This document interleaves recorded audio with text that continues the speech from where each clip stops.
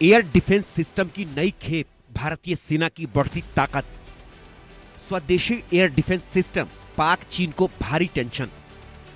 Moving target की trekking, पलक झपकते killing. QRSAM की 3 रेजिमेंट, पाक चीन की हालत टाइट। अचूक, अभेद्य, अजेय। ऑपरेशन सिंदूर की सफलता ने पाक और चीन के होश उड़ा दिए हैं। ऑपरेशन सिंदूर के दौरान पाकिस्तान के सैकड़ों ड्रोन और मिसाइलों को भारतीय एयर डिफेंस सिस्टम ने न सिर्फ समय रहते ट्रैक किया, बल्कि हवा में ही उनका खात्मा भी कर दिया। एयर डिफेंस सिस्टम की ताकत से दुनिया में भारत ने अपनी सैन्य क्षमता का लोहा मनवा लिया है। अब भारतीय सेना के एयर डिफेंस सिस्टम का जखीरा और बढ़ने वाला है। भारतीय सेना को जल्द ही नया एयर डिफेंस सिस्टम मिल सकता है। इसके लिए रक्षा मंत्रालय की डील चल रही है। Quick reaction surface to air missile यानी QRSAM की खरीद पर बातचीत। QRSAM की 3 रेजिमेंट को खरीदने पर विचार। 30,000 करोड़ रुपए की होगी डील। भारतीय सेना के पास अभी आकाश तीर, S-400 सिस्टम और आयरन ड्रोन जैसे एयर डिफेंस सिस्टम मौजूद हैं। ऑपरेशन सिंदूर के दौरान इन्हीं एयर डिफेंस सिस्टम ने पाक के भेजे चीनी और तुर्की के ड्रोन को खत्म किया था। अब नए एयर डिफेंस सिस्टम के आने से सेना की ताकत में और इजाफा होगा। Quick reaction surface to air missile system में कई खास बातें हैं जो इसे दुश्मन के खिलाफ काफी कारगर बनाती हैं। QRSAM सिस्टम दिन और रात दोनों समय में कारगर। एक जगह से दूसरी जगह ले जाना आसान। चीन और पाकिस्तान बॉर्डर पर होगी तैनाती। QRSAM सिस्टम में मूविंग टारगेट खोजने की क्षमता, टारगेट को ट्रैक कर कम समय में फायर करने की कैपेसिटी। MRSAM आकाश जैसी मौजूदा एयर डिफेंस सिस्टम को करेगी मजबूत। QRSAM सिस्टम को DRDO ने किया है तैयार। QRSAM के जल्द ही भारतीय सेना के एयर डिफेंस सिस्टम के बेड़े में शामिल होने की उम्मीद इसलिए भी ज्यादा है क्योंकि इसकी सफल टेस्टिंग की जा चुकी है। एयर डिफेंस सिस्टम के बढ़ते कुनबे से दुश्मन देशों के होश उड़े हुए हैं, क्योंकि ऑपरेशन सिंदूर में जब आकाश तीर, S-400 और आयरन ड्रोन ने ही पाक की हवा टाइट कर दी, चीन और तुर्की में ड्रोन्स को मार गिराया, तो जब QRSAM की नई खेप मिलेगी तो दुश्मनों की क्या हालत होगी अंदाजा लगाया जा सकता है। इस नए एयर डिफेंस सिस्टम की कुछ और खासियत इसे और अचूक, अभेद्य और अजेय बनाती है। QRSAM सिस्टम से सर्विलांस रडार से 120 किलोमीटर तक निगरानी, IFF के साथ 80 किलोमीटर तक tracking, radio on the move system में एलिमेंट के जरिए communication, satellite on the move system से high level communication, 2 way data link system के जरिए रडार मिसाइल के बीच कम्युनिकेशन। चीन और पाकिस्तान के नापाक इरादों का विनाशक है QRSAM। भारतीय वायुसेना की बढ़ती और मजबूत होती ताकत चीन और पाकिस्तान को सीधी चेतावनी है। अगर दुश्मन देशों ने हवा से भारत पर हमला करने की कोशिश भी की तो भारत जमीन से ही उसके अरमानों को ध्वस्त कर देगा। दुश्मन की गतिविधियों की दूर से ही निगरानी करने में सक्षम QRSAM एक ही समय में दुश्मन के कई हवाई हमलों को नष्ट कर सकता है। Bureau report, India news. तो आपने रिपोर्ट देखी किस तरीके से भारत और भारतीय सेना, साथ ही साथ भारत की सीमाएं और भी ज़्यादा मजबूत होने वाली हैं। और इस विषय पर चर्चा करने के लिए 2 खास मेहमान मेरे साथ जुड़ गए हैं, उनका परिचय मैं आपसे करवा दूं। मेरे साथ सत्येंद्र दुग्गल जी जुड़े हैं जो कि फॉर्मर एयर फोर्स ऑफिसर हैं। साथ ही रवि कुमार गुप्ता जी मेरे साथ जुड़े हैं जो कि फॉर्मर डायरेक्टर हैं, DRDO के साइंटिस्ट हैं। आप दोनों मेहमानों का बहुत स्वागत है इस चर्चा में। इस चर्चा की शुरुआत मैं रवि कुमार जी आपसे ही करना चाहूँगा। सबसे पहले मैं आपसे समझना चाहूँगा भारत के इस नए एयर डिफेंस सिस्टम को किस तरीके से ये एयर डिफेंस सिस्टम DRDO के द्वारा तैयार किया जा रहा है और इसके बाद इसे पाकिस्तानी और चीनी सीमाओं पर तैनात किया जाएगा। जी बहुत बहुत धन्यवाद अभिषेक जी। पहले तो मैं कहूंगा कि आज से कुछ वर्ष पहले ही, काफी वर्ष पहले, DRDO ने मिसाइल के प्रक्षेपास्त्रों के क्षेत्र में पूर्णतः स्वदेश अपनी आत्मनिर्भरता हासिल कर ली थी। हमने पहले स्ट्रेटेजिक मिसाइल के जो क्षेत्र में तो हम पहले ही बहुत पहले आत्मनिर्भर हो चुके थे। अग्नि और दिव्यास्त्र जैसे मिसाइल हम बना चुके थे। और बाकी जो टेक्निकल मिसाइल है जो आपने जिसकी बात कर रहे हैं, ये आपका QRSAM, तो ये जो है टेक्निकल मिसाइल की कैटेगरी में आते हैं। और इस क्षेत्र में भी हम पूर्ण आत्मनिर्भरता हासिल कर चुके हैं। अब रही बात ये क्विक रिएक्शन सेल की, तो देखिए, टैक्टिकल बैटलफील्ड में अलग अलग जो सिचुएशंस होती हैं, जैसे हालात होते हैं, उसके लिए हमें अलग अलग प्रकार के एयर डिफेंस सिस्टम की आवश्यकता होती है। हमारा आकाश डिफेंस सिस्टम बहुत बेहद कारगर है, इसका दमखम हम अभी ऑपरेशन सिंदूर में देख चुके हैं। अब हमारी सेनाओं को एक आवश्यकता थी, एक बहुत तेजी के साथ रिएक्ट करने वाले क्यूआरसैम की, क्विक रिएक्शन सैम की, जो कि आर्मी की जो फॉर्मेशन होती हैं, टैंक और बाकी के और जो व्हीकल्स होते हैं, उनके साथ साथ चलते हुए, और वो लगातार उसको पूरी प्रोटेक्शन प्रोवाइड कर सके, जो आपके एरियल थ्रेट होते हैं उनके विरुद्ध एक ऐसी क्षमता प्रोवाइड कर सके कि वो चलते चलते भी अपने इन खतरों को पहले ही भाप सके। तो ये जो क्यूआरसैम है, इसे target acquisition on the move कर सकता है, target tracking on the move कर सकता है, बहुत बहुत थोड़ी सी देर के लिए। जिस समय मिसाइल को फायर किया जाएगा, उस समय इसके सिस्टम को हम थोड़ी देर के लिए रोकते हैं, कुछ मिनट के लिए या 4 सेकंड के लिए, और मिसाइल को फायर कर देते हैं। ये जो मिसाइल है पूरी तरह से स्वचालित है जी। अभी हमने देखा आकाश तीर। आकाश तीर जो है वास्तव में एक नेटवर्किंग सिस्टम है। हमारे जितने भी एयर डिफेंस सिस्टम है आज की डेट में हमारे पास, हमने उनको एक नेटवर्क से जोड़ दिया है। तो उसका एक हिस्सा ये भी बन जाएगा, आकाश तीर का ही एक हिस्सा। आकाश तीर को भी हमारे डीआरडीओ की प्रयोगशालाओं ने बहुत मेहनत लगा के विकसित किया है। वो प्रयोगशाला जो कि हमने 1986 में स्थापित की थी, जिस समय लोग कंप्यूटर का नाम सुनने लगे थे, आर्टिफिशियल इंटेलिजेंस का तो किसी ने नाम भी नहीं सुना था। उस समय ये आपका centre for artificial intelligence and robotics हमने बेंगलोर में स्थापित किया था। बहुत बेहतरीन उन्होंने काम किया है, और हमारे तकरीबन जितने भी मिसाइल सिस्टम, खासतौर से जो एयर डिफेंस सिस्टम्स हैं, वो हमारे इस नेटवर्क सेंट्रिक वारफेयर जिसे कहते हैं, मॉडर्न जमाना जो है एक नेटवर्क सेंट्रिक वारफेयर है, जब हम काफी एक युद्ध क्षेत्र का एक छोटे से क्षेत्र में ही नहीं, हमारे कमांडर्स को, हमारे डिसीजन मेकर्स को, पूरा जो हमारा राष्ट्र है वहां पे क्या चल रहा है, कहाँ पे किस तरह के हमले हो सकते हैं या होने जा रहे हैं, उसका पूरा हमें ध्यान रखना आवश्यक होता है। तो ये नेटवर्क सेंट्रिक वारफेयर भी ये क्यूआरसैम इस पूरी तरह से कैपेबल है। बिल्कुल बिल्कुल, जाहिर तौर पर रवि जी क्यूआरएसएम को लेकर बात करें तो जाहिर तौर पर भारत को, भारतीय सेना को मजबूती देता है नजर आएगा। दूसरी ओर सत्येंद्र जी, मैं आपका रुख करना चाहूंगा, अगर बात क्यूआरएसएम को लेकर की जाए, इसकी क्षमताओं को किस तरीके से आप देखते हैं? जो मिसाइल सिस्टम्स डेवलप हो रहे हैं उससे एक बात पता लगती है कि हमारी डिपेंडेंस टेक्नोलॉजी के ऊपर कितनी ज्यादा होती जा रही है। बिल्कुल। और ये अलग अलग रेंज के मिसाइल सिस्टम हैं, जैसे कि आकाश उसमें से एक है।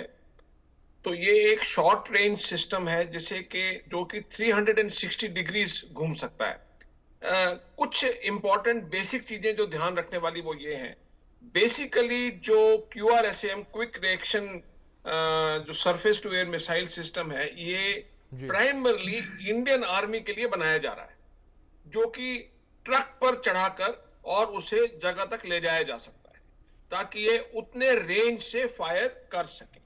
ये भी ध्यान देने वाली बात है कि ये एक सिस्टम कोई नया सिस्टम नहीं है, ये एक पुराना सिस्टम है। ये पुराना हमारा एक सिस्टम होता था जिसका नाम था OSAAK और कावडाट, ये उसका डेवलप्ड सिस्टम है, उसका रिफाइंड सिस्टम है ये जी। और ये जो है, ये ठीक कह रहे हैं, डीआरडीओ ने बनाया है। डीआरडीओ का कोलैबोरेशन हुआ है भारत इलेक्ट्रॉनिक लिमिटेड के साथ में और भारत डायनामिक्स के साथ में। ये 3-4 ऑर्गेनाइजेशंस ने मिलकर इस सिस्टम को डेवलप किया है। और ये जो मिसाइल सिस्टम है, ये प्राइमरली जो एयर में थ्रेट होता है, चाहे वो ड्रोन हो, चाहे वो एयरक्राफ्ट हो, चाहे वो किसी भी तरीके का थ्रेट हो, मिसाइल हो, उसको नेस्तनाबूद करने के लिए, उसको खत्म करने के लिए इसका इस्तेमाल होता है। और ये इसका जो मोटिवेशन है वो इंडिया को सिर्फ अपनी टेक्नोलॉजिकल रिक्वायरमेंट या आर्मी की रिक्वायरमेंट के कारण नहीं, इन्होंने रशिया के पेंटासिर 51 को स्टडी किया और यूएसए के शोहार्ड SHORAD सिस्टम है उनको स्टडी किया और ये रेप्लिका बनाया गया। हालांकि हम ये नहीं कहेंगे कि टेक्नोलॉजी जो है वहां से ली गई, टेक्नोलॉजी हमारे अपने साइंटिस्ट ने डेवलप की है। और जैसा कि रिसर्च पेपर्स में आता है, रिसर्च पेपर्स में जो रशिया के थे और जो यूएसए के थे, उनसे टेक्नोलॉजी ली गई है। अब आप ये देखिए कि ये जो सिस्टम जो डेवलप किए जा रहे हैं over a period of time, इसमें टेक्नोलॉजिकल एडवांसमेंट और टेक्नोलॉजी टेक्नोलॉजिकल डिपेंडेंस बहुत ज्यादा हो रही है जी। क्योंकि ये जो सिस्टम्स हैं, ये इसमें जो लॉस टू द कंट्री है वो कम होता है, ये कॉस्ट इफेक्टिव है, जी। ये मूवमेंट इसकी जल्दी हो जाती है। जी। और जैसे जैसे हम टेक्नोलॉजी की तरफ बढ़ते जा रहे हैं, हमारी जी। डिपेंडेंस ऑन मैन पावर कम होती जाएगी, जी। क्योंकि मैन पावर की एक पर्टिकुलर एज लिमिट होती है, एक पर्टिकुलर लिमिटेशन होती है, और इनकी लिमिटेशन नहीं होती। जी। तो ये जो मिसाइल सिस्टम है भी आप देखेंगे, और जो सिस्टम्स हैं वो डेवलप होंगे ओवर ए पीरियड बिल्कुल, ऑफ मतलब टाइम। सत्येंद्र जी, ये माना जाए कि आने वाला समय जो है वो तकनीक के आधार पर युद्ध जो है लड़ा जाएगा। अगर युद्ध जैसी परिस्थितियां किन्हीं भी देशों के बीच अगर होती नजर आती हैं तो रवि जी, मैं आपका रुख करना चाहूंगा। और बात यहां पर भारत के मौजूदा एयर डिफेंस सिस्टम को लेकर की जाए, यानी कि S-400 जो कि भारत में मौजूद है, उसकी क्षमताओं को, उसकी ताकत को हमने अभी कुछ दिन पहले देखा भी। अब अगर बात S-400 को लेकर की जाए तो S-400 से QRSAM कितना अलग होगा, कितना अलग होगा ये, और कितना बेहतर जो है ये परफॉर्म करता नजर आएगा बॉर्डर एरियाज में? आपने बहुत अच्छा प्रश्न किया। मैं पहले तो मैं अभी जो मैं गुदगल साहब ने जो बताया, मैं आपको करेक्शन करना चाहूंगा कि जी। जो ओसा को QRSAM ओसा को रिप्लेस करेगा, ये बहुत पुराना सिस्टम था, बहुत जी। ही ज्यादा प्रिमिटिव टाइप का सिस्टम था। अगर आज की डेट में देखें तो QRSAM पहली बात तो एब इनिशियो पूर्णतः स्वदेशी टेक्नोलॉजी के साथ बनाया गया है। तमाम चीजों को निगाह में रखा जाता है, दुनिया में क्या क्या चल रहा है, क्या क्या थ्रेट हो सकते हैं, उन सबको मद्देनजर रखते हुए जो अपने पास हमारी टेक्नोलॉजी है, हमने अपनी ही स्वदेशी टेक्निक विकसित की है और सिस्टम्स विकसित किए हैं। DRDO का काम टेक्नोलॉजी बनाना है, प्रोटोटाइप तक बनाना है, उसके बाद का काम होता है प्रोडक्शन एजेंसीज का, जो कि भारत डायनेमिक्स और भारत इलेक्ट्रॉनिक्स लिमिटेड है। तो this is designed and developed by DRDO and will be manufactured by these two agencies. Now coming to आपका जैसा कंपैरिजन है इसका हम करें S-400 के साथ, तो S-400 जो है एक बहुत लंबी दूरी के लिए काम करने वाला सिस्टम है जी। और एक ये इसमें एक सिस्टम नहीं है, इसमें कई प्रकार के मिसाइल लगे हुए हैं। जैसे हमने अपने आकाश तीर की बात की, तो आकाश तीर में जो है हमारे अलग अलग प्रकार के जो हमारे एयर डिफेंस सिस्टम थे, जैसे आकाश था, MRSAM है और बाकी के जितने सिस्टम थे, और इन S-400 भी, उन सबको नेटवर्क में जोड़ा है। तो उस तरह से S-400 अपने आप में भी एक stand alone air defence system है, जिसमें कई प्रकार के मिसाइल हैं, कुछ शॉर्ट रेंज के हैं और कुछ लॉन्ग रेंज के हैं, कुछ मीडियम रेंज के हैं। बट हमारा जो क्विक रेंज, हमारा जो अपना ये सिस्टम है, ये स्पेसिफिकली आर्मी के साथ साथ चलने के लिए मोबाइल सिस्टम है। मोबाइल तो S-400 भी है, लेकिन S-400 को हम इस प्रकार से, जिस तरह से ये जाएगा आर्मी की यूनिट के साथ में, टैंकों के साथ में, कंधे से कंधा मिला करके, वो काम S-400 का नहीं है। S-400 बॉर्डर से काफी पीछे रह करके और लंबी दूरी तक का निगाह रखता है। उसके रडार कहीं ज्यादा लंबी दूरी के हैं, उसके जो मिसाइल सिस्टम्स हैं लॉन्ग रेंज मिसाइल भी हैं जो करीब 350-400 किलोमीटर तक का क्षेत्र कवर करते हैं। साथ ही ये एक बैलिस्टिक मिसाइल डिफेंस सिस्टम भी है।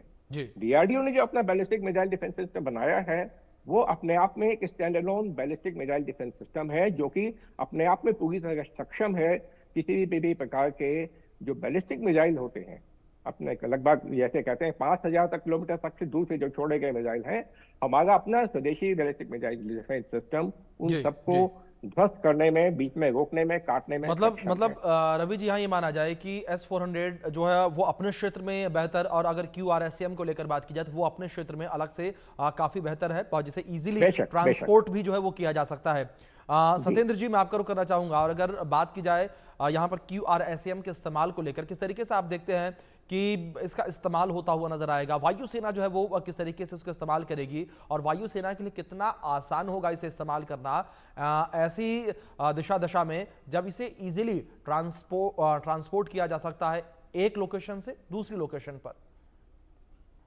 प्राइमरली ये इंडियन आर्मी के लिए मेंट है जी। और ये अगर हम देसी भाषा में कहें तो ये पैदल सेना के साथ में उनको कवर करने के लिए बनाया गया है जी। एक जो इंपॉर्टेंट चीज हम इसमें भूल रहे हैं वो ये है कि इसकी जो मारक क्षमता है वो लगभग 25, 30, 35 किलोमीटर के आसपास है। तो जो आपने सवाल किया है कि ये कैसे सपोर्ट करेगा, ये प्राइमरली जो बॉर्डर एरियाज हैं वहां ये होंगे, और ये कवर होगा हमारे टैंक्स के लिए, हमारे मैन पावर के लिए, हमारी जो पैदल सेना है उनको कवर अप करने के लिए है, ताकि उन पर जो ड्रोन से अटैक हो, उन पर जो एयरक्राफ्ट से अटैक हो, उनको नेस्तनाबूद करने के लिए किया जाएगा। तो इस देखिए कि जैसे जैसे समय बढ़ रहा है वैसे वैसे डिफरेंट रेंज के और डिफरेंट रिक्वायरमेंट के, और सबसे इंपॉर्टेंट बात पोर्टेबल सिस्टम है। इसको हम देसी भाषा में पोर्टेबल सिस्टम भी कह सकते हैं, क्योंकि ये छोटे ट्रक के ऊपर पोर्ट करके ले जाया जा सकता है और ये कॉस्ट इफेक्टिव है। जहां पर कि एक हम कभी किसी जमाने में, आज से 40 साल पहले, 45 साल पहले हम कहते थे कि ये एयरक्राफ्ट के रेंज में है। अब वो एयरक्राफ्ट के लिए देखिए एयरक्राफ्ट कितना महंगा है, उसके पीछे पायलट होता है, उसके अगर नुकसान हो जाए तो कितना ज्यादा नुकसान होता है।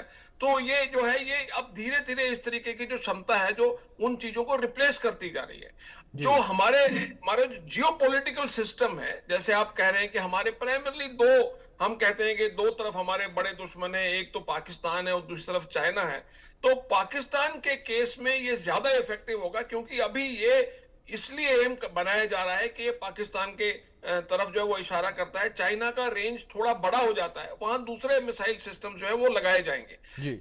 इसमें एक बात जो छुपी हुई है जो हमको पढ़नी चाहिए, ये जो टेक्नोलॉजी एडवांसमेंट हो रही है, जो ये जो सीज फायर हुआ है सिंदूर ऑपरेशन का, और जो लॉन्ग टर्म विजन है इंडिया का, कि लॉन्ग टर्म विजन हम सब दबी जुबान में यही कहते हैं कि भारत का जो लॉन्ग टर्म विजन पाकिस्तान के साथ में ये है कि जो पाकिस्तान ऑक्युपाइड कश्मीर है उसको हम हिंदुस्तान में मिलाएं।